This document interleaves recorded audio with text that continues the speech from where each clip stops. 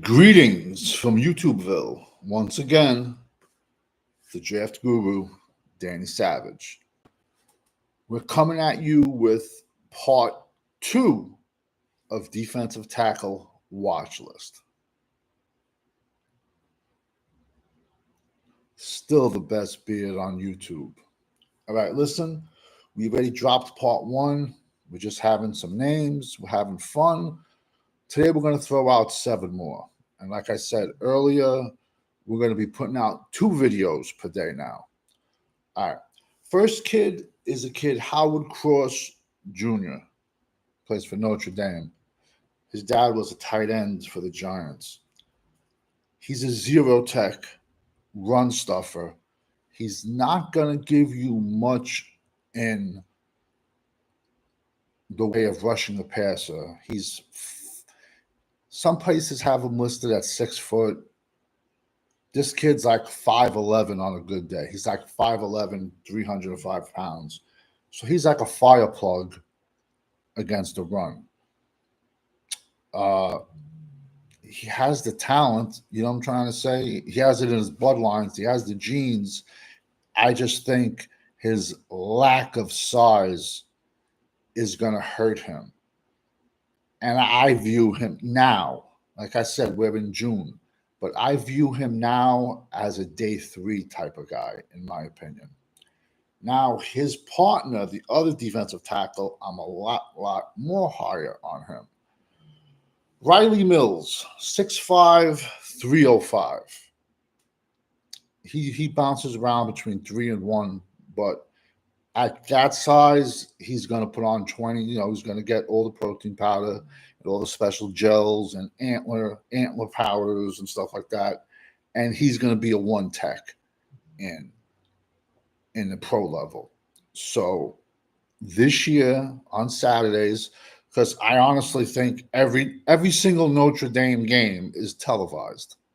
So if you want to have some fun this coming fall, just look at both of their defensive tackles this year on Notre Dame. This kid Mills is going to go much higher. Where I see Howard Cross as a late day three, or he could even be an undrafted free agent, or he could go to the combine and just blow away everybody with his numbers, and some team is going to take a chance on a 5'11", 300-pound zero tech. But if they do, they're going to have to put him in a rotation that he doesn't wear down. So those are my 2 cents on the Notre Dame defensive tackles right there. Next kid is Florida State, Joshua Farmer, 6'3", 330. I'm going to be talking about a lot of one techs today. Today's theme is one techs because in part one, defensive tackles, I threw a lot of three techs out there. So today we're going to be talking about a lot of ones. This kid is 6'3", 330, 320-ish, and he has the size. And as a run stopper, he's a run plugger, big dude, massive, very wide shoulders. And Florida State even brought in another defensive tackle that I haven't even spoken about him yet. I'll probably speak about him next week, or it all depends how many positions we get done part two this week. Another kid I'm really high on this kid. His name is Alfred Collins. He plays for Texas. He's 6'6", 330. I know Texas is replacing both of their defensive tackles, so he's going to be manned to basically fill in one of those positions. Some NFL coach is going to see his size, his length, his weight, and the way he can move. And if this kid like goes crazy at the combine, it can cause him to get overdrafted. But I'm still going to say I think his best football is in front of him. That's just my opinion. We'll find out about him how good he is real fast We're going to find out how good he is week 2 when Texas travels up to Ann Arbor, Michigan. We're going to find out how good he is. But then again, Michigan's whole offensive line is all newcomers. But I'm really high on Alfred Collins. Next kid, I'm high on really too.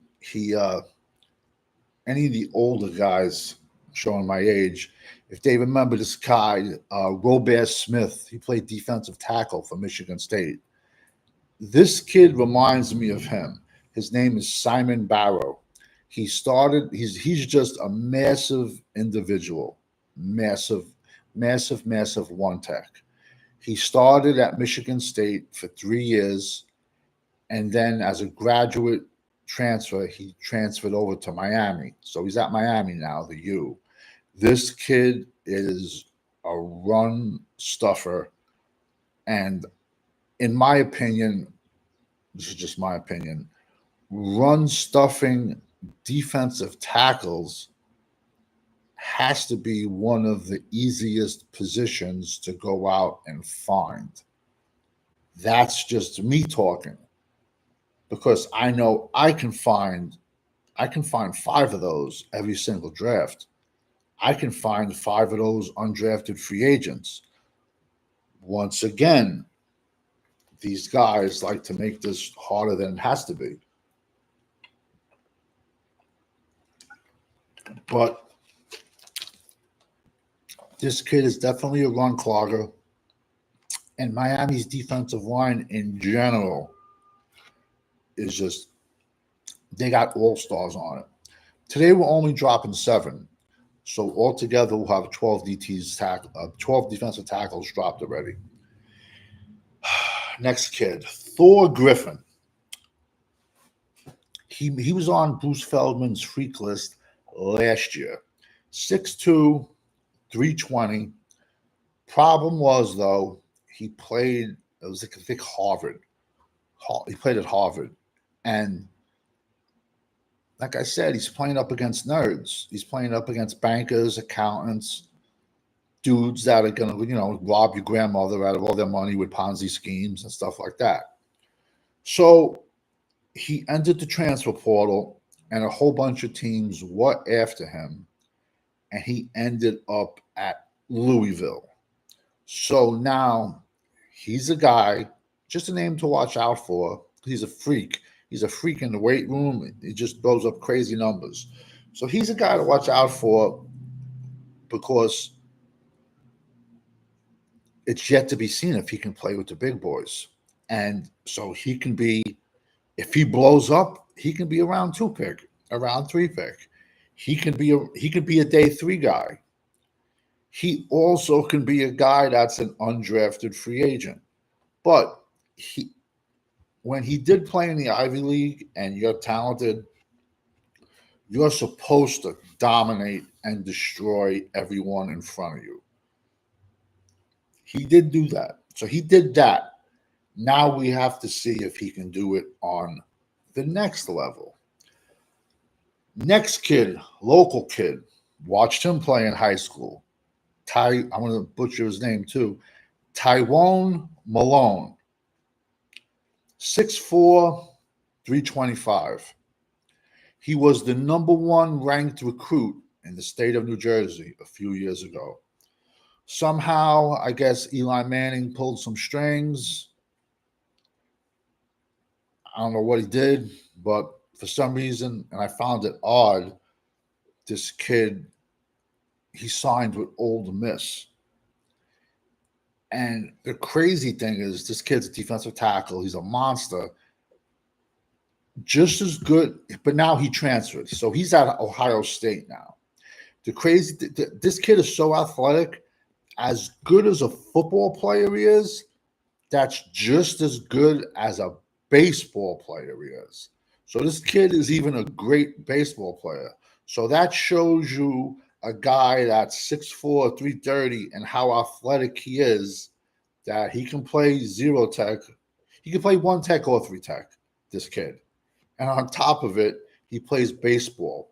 I mean, I think in the beginning, Ole Miss, this kid had like 100 offers at least. I think I think Old Miss was one of the only teams that said, we'll allow you to play both. And maybe that's why he went down to Old Miss.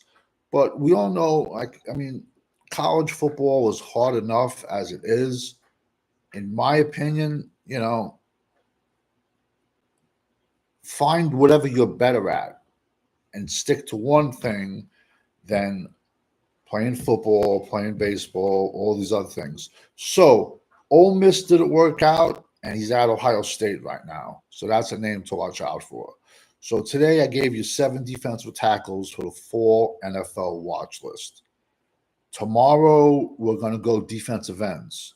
Like I said earlier, we're going to be putting out 2 videos a day on prospects, and I'm going to go through. So tomorrow will be defensive ends in the morning. Then we'll do linebackers at night, safeties, corners, wide receivers. Then we're going to go back to offensive tackles, offensive guards, offensive centers.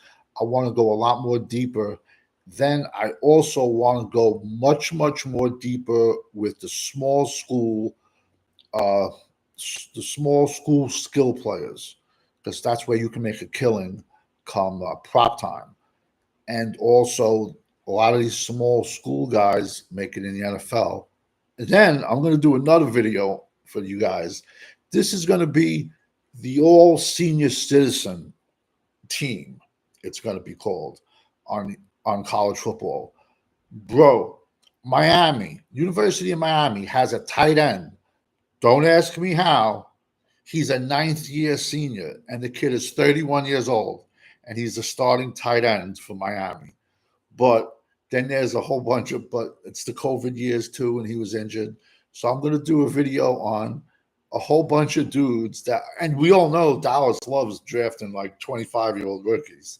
So I'm also going to do a video on like the all senior citizen team to watch out for, because there's a whole bunch of, and there's even a highly ranked linebacker out of Iowa, but he's overaged.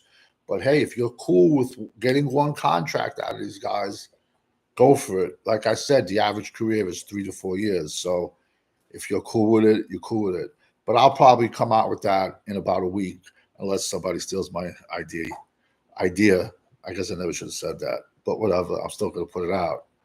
When you're rocking with the GWO, it's for life.